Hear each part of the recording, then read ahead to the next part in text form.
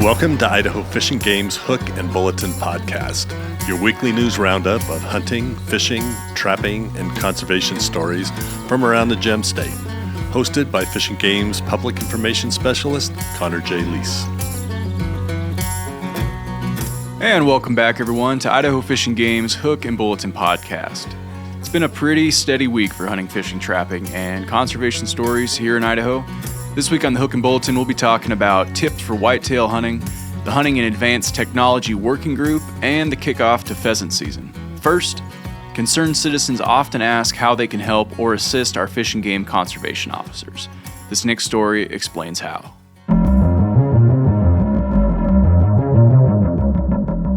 Every year, fish and game conservation officers rely on citizen reports to identify and investigate wildlife violations all across the state. Without dedicated sportsmen and women doing the right thing, making the call and reporting, many wildlife violations would go undetected, undocumented, and unsolved. Simply put, one of the best ways to assist is to be a good witness. Being a good witness not only helps our officers, but it ultimately increases the likelihood that the violator abusing Idaho's wildlife resources is held accountable.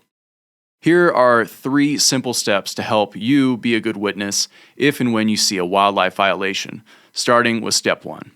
Document as much as you can. As the old saying goes, a picture is worth 1,000 words. The same holds true for documenting wildlife violations when you see them. These days, it's rare for someone to venture into the woods without a cell phone capable of taking pictures and videos. Getting a photo or video of the violation or violator without disturbing the scene is incredibly helpful for our officers. Documenting the location of the crime with a GPS point or a dropped pin from your phone is also incredibly helpful. Folks should jot down a few notes of what they observed so that details aren't forgotten when relaying information to an officer.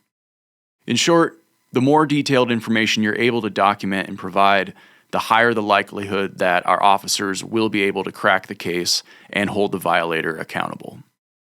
Step number 2 is focusing on the suspect. Now, conservation officers often receive reports of wildlife crimes but have little to no information about the offender. Identifying a suspect is often a challenge, so documenting and providing identifying information on possible suspects is crucial to cracking the case. Vehicle information often proves vital to identifying suspects. License plates are golden, but so too are descriptions and photos of vehicles. Physical descriptions of suspects are also very helpful, particularly focusing on unique characteristics like tattoos, hair color, and style and facial hair. And last but not least, don't delay in reporting. Conservation officers usually respond to calls after a wildlife crime has already been committed, thus playing catch-up from the start. Time is of the essence when officers are responding and investigating. As time goes on, suspects get away, evidence disappears, trails go cold, and cases go unsolved. The sooner you're able to report the violation you observed or know about, the more likely officers will be able to make the case and hold the violator accountable. The Citizens Against Poaching hotline is staffed and available 24 hours a day, 7 days a week for this exact reason. So, please don't delay in making the call. Reports of wildlife crimes can be made online and anonymously through our CAP hotline, which is listed in every Idaho Fish and Game rules booklet. Putting this number into your cell phone contacts is also a good idea. All right, moving on to an update on Fish and Game's Hunting in Advanced Technology Working Group.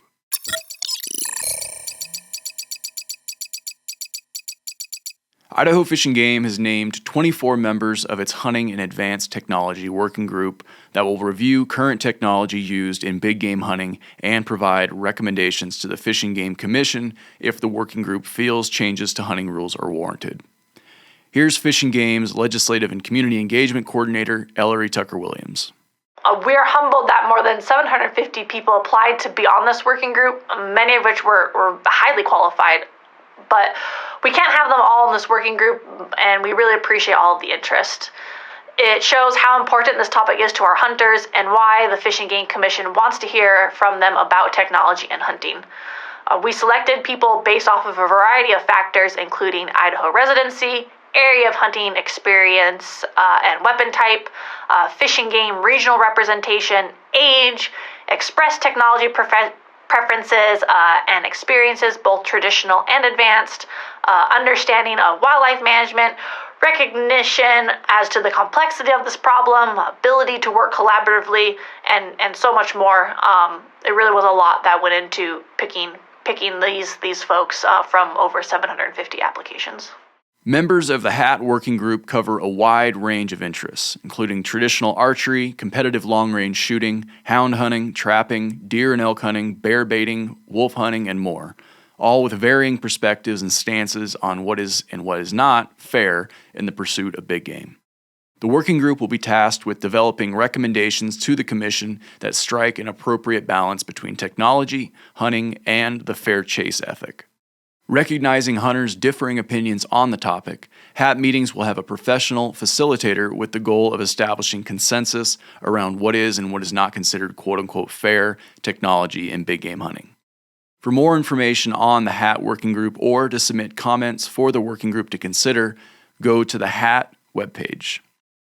All right, here's a reminder that failure to leave evidence of sex and species naturally attached to a big game animal remains one of the most common violations detected at Idaho Fish and Game check stations. Determining if the evidence of sex requirement has been met is one of the first tasks completed by Fish and Game staff when you pull into a check station with your animal. So, if you were fortunate enough to fill your tag this season, do two things immediately upon downing the animal. First, properly notch your tag to validate it, then attach it to the animal. Then, determine how you plan to leave evidence of sex and species attached. In our How to Preserve Evidence of Sex video on our YouTube page, Clearwater Regional Conservation Officer George Fisher demonstrates how to leave sex organs, which could be the nipple or testicle, and evidence of species, in this case a skinned tail to comply with CWD regulations, naturally attached to the hindquarter. Idaho Fish and Game regulations require evidence of sex and species to be left naturally attached until the carcass is delivered to a meat processor or until it reaches the final place of storage for consumption. In the case of mountain lions and black bears, external sex organs must be left naturally attached to the hide until it has been checked by a Fish and Game officer or an individual by the Idaho Department of Fish and Game to check the animal. If you have any questions regarding what the requirement of preserving evidence of sex and species on a harvested big game animal entails, please review the 2024 Big Game Seasons and Rules booklet. For further information, pick up the phone and call your local Fish and Game regional office. All right, last up, regional wildlife biologist Kenny Randall's latest blog aims to help white-tailed deer hunters with their hunt this season. Folks up in our Clearwater region have been putting out several wildlife blogs this summer, and now as we begin to head into fall, regional wildlife biologist Kenny Randall shares some super helpful information to find elusive whitetails this season. Roughly 49,000 white-tailed deer hunters took to the woods in Idaho last fall. In total, those hunters spent more than 360,000 days hunting and harvested just shy of 20,000 white-tailed deer. Many hunters dust off their boots, weapon of choice, and hunting packs between late August and mid-October before general seasons open. Although white-tailed deer populations are plentiful enough in parts of the state for this last-minute method to work, in most cases the likelihood of finding the one deer you dream about is probably similar to your chances of salvaging the PB&J sandwich you left in your pack last season. Depending on the year, whitetail hunters may get by with little preparation. However, a little preparation can also go a long ways when it comes to notching your tag. The occasional scouting trip or trail camera setup can yield valuable information about the deer you are hunting and their use of the landscape. This information can also inform your decision about where you want to hunt and how you want to hunt the area. Here's Kenny. Let's face it, no one enjoys having the sun peek over the ridge of their favorite deer spot on opening morning to learn that a midsummer timber harvest rendered your go-to spot devoid of cover and deer. Collectively, just like studying for a test or practicing for a sporting event, preseason scouting enables hunters to be better prepared and more likely to succeed when the season arrives. And it starts with picking a spot. A couple of the features to look for when studying a map include benches or flat spots, saddles between drainages, and pinch points where ridges come together. Benches with flat ground and cover are great places for animals to bed. Positioning yourself around bedding areas may provide opportunity to catch deer as they move in and out of those areas. Saddles between drainages allow animals to cross from one drainage to another without having to climb to the top of a ridge or mountain. Like most folks climbing to the top of a mountain, the shortest way is generally most appealing. Pinch points allow the topography of your hunting area to naturally funnel animals through smaller portions of the landscape. Like counting on deer to use saddles as opposed to climbing mountains, pinch points funnel deer through an area assuming most animals will follow the path of least resistance. White-tailed deer, like hunters, prefer to take the path of least resistance. When you make a living on the landscape, it pays to be efficient with the energy you require. From a hunter's perspective, understanding how topographic features like these influence deer movements can help you get a good idea of how animals may be using the area you are hunting. Add in other influences such as cover, water, and food locations, and you may really be on to some productive deer habitat. Once you have a spot picked out, looking for sign can help confirm or refute the conclusions you drew from staring at a map. Fortunately, deer leave signs in the form of hoof prints, droppings, rubs, scrapes, and the occasional shed antler, all of which help hunters narrow down where they should focus their time during season. Because white-tailed deer inhabit a wide array of habitats from the thick timber of the backcountry to the breaks of Hell's Canyon, finding sign is crucial to spending your time in the woods effectively. When it comes to hunting white-tailed deer, patience is generally required. Sitting, glassing, and passing time in a single spot allows you to have the deer come to you rather than the other way around. Remember, deer make a living by hearing, smelling, and always seeing what goes on around them, making them adept at detecting a hunter tromping through the woods. The best times to sit while whitetail hunting are as the sun comes up in the morning and right before dark. A tactic I like to employ while sitting is bringing a good book to read. Reading allows me to listen for footsteps while periodically scanning my surroundings for deer that may have appeared more silently. Books are also conducive to putting down quickly when an opportunity arises, and seldom captivating enough to coax me into reading an additional page when deer do show up. Although I have lost my page a number of times while reading during a deer hunt. There are many ways to find success in the white-tailed deer woods of Idaho. Preparation, site selection, and strategies cover just a few of the many thoughts swirling around an avid white-tailed deer hunter's mind while thinking about the fall season ahead. Hopefully, you are able to apply some of what you heard here to help contribute to your success this fall. Now, I just touched on a few of the high points in Kenny's blog, but if your interest was piqued and you want to learn more about hunting whitetails, I highly recommend heading over to our website and polishing off the rest of this story. Whitetail season will be here before you know it, and the white-tailed experts who devote their entire lives to studying these elusive critters just may be able to pass along a piece of wisdom or two before your hunt. Hit the link below if you want to keep on reading. And if you have white-tailed deer questions you'd like to see addressed in future blogs, shoot an email to r2wildlife@idfg.idaho.gov.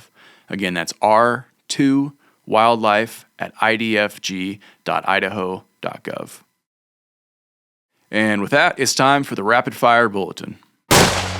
On September 2nd, an adult female grizzly bear was found shot and killed in Clark County near Lower Shotgun Road in the Willow Creek drainage, west of Island Park Reservoir. Fish and Game is seeking information from the public regarding the incident and would appreciate hearing from anyone that may have heard or seen something.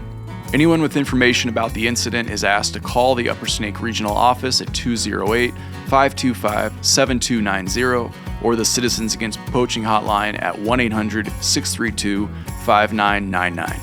Callers may remain anonymous, and a reward is being offered for information that leads to a citation.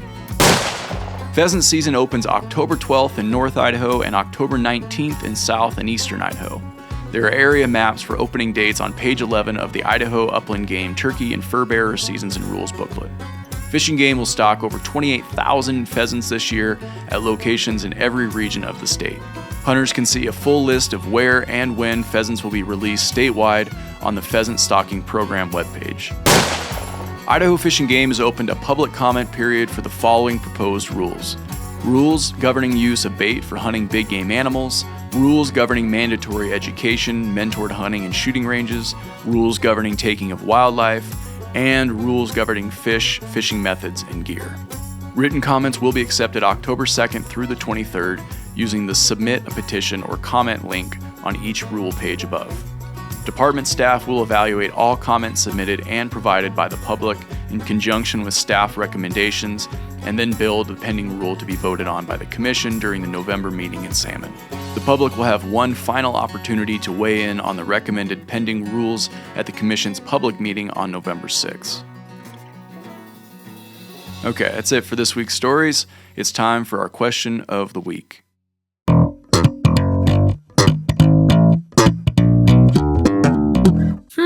The question in regards to CWD is, why do we have to leave the brain or spinal material at the harvest site when it remains infectious in the soil for 2 or more years? We get this question a lot. So carcass disposal is and will continue to be a challenging part of managing chronic wasting disease. The reality is that approved carcass disposal options in landfills are extremely limited in Idaho. Because of this, Fish and Game encourages hunters to leave certain carcass parts like spines and brains from harvested deer, elk, and moose at the kill sites. Deer, elk, and moose infected with CWD can live a long time before actually dying from the disease, while still alive infected animals are spreading the disease in and around areas where they live and around the site where hunters harvest them. While leaving certain harvest parts at the kill site may not prevent further chances of spreading the disease from other deer, elk, or moose visiting the kill site, it is a good step to take towards minimizing the moving of CWD to a new area where it may not already be present. Hope that helps. And that's all the news we have for this week. Thanks for putting an ear to Idaho Fish and Game's Hook and Bulletin podcast. If there's something on your mind or if you got a question related to Fish and Game matters, feel free to drop us a line at podcast@idfg.idaho.gov. Again, that's podcast@idfg.idaho.gov. Thanks for listening, folks. We'll catch you next week.